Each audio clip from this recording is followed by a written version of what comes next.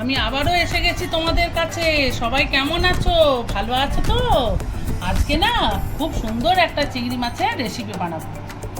সেই রেসিপিটি হলো চিংড়ি মাছের মালাইকারি। এটা খুব চটজলদি হয়ে যায়, কোনো ঝামেলা ঝঞ্ঝাট ছাড়া।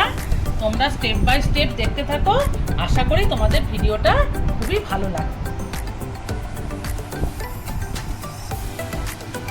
আজ চিংড়ি মাছের মালাইকারি বানাবো, তার জন্য বেশ বড় বড় কয়েকটা চিংড়ি মাছ ভালো করে বেছে ধুয়ে নুন হলুদ মাখিয়ে একবারে নিয়ে চলে এসেছি।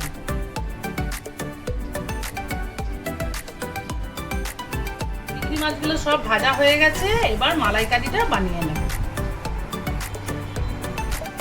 মালাইকারি বানাবার জন্য আদা, পেঁয়াজ, রসুন আর টমেটোর পেস্টটা কড়াইয়ের মধ্যে দিয়ে দিয়েছি। দিয়ে ভালো করে সব কিছু মিশিয়ে নেব। মাছটাতে লবণ হলুদ ভালো করে মাখানো ছিল, সেই জন্য অল্প লবণ দিয়ে দেবো, এটা পরিমাণ মতো, স্বাদ অনুযায়ী। এবার একটু পরিমাণ মতো মিষ্টি দিয়ে দেবো, একটু মিষ্টি দিলে ভালো টেস্ট। মশলাটা ভালো করে ভাজা হয়ে গেছে, দেখো তেল ছেড়ে গেছে। এবার আমি এক এক করে সব মাছগুলো দিয়ে দেব।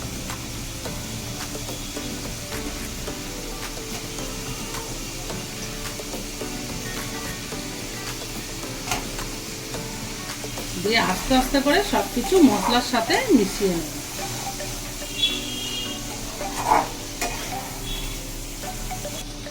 এবার কাজু বাদাম বেটে রেখেছিলাম, সেই কাজু বাদামের পেস্টটার জলটা দিয়ে দেব। এটাতে কোনো এক্সট্রা জল লাগবে না। সবকিছু ভালো করে মিশিয়ে নিয়েছি। এবার 3 মিনিটের মতো একটু ফুটে যাবে, তারপর এটা নামিয়ে দেব।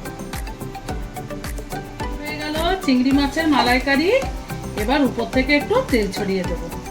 এটা খুব চটজলদি হয়ে যায়। আশা করি রেসিপিটা তোমাদের খুবই ভালো লেগেছে। এইভাবেই তোমরা আমার পাশে থেকো, সাথে থেকো। আজকে আসি, এই পর্যন্তই, টাটা।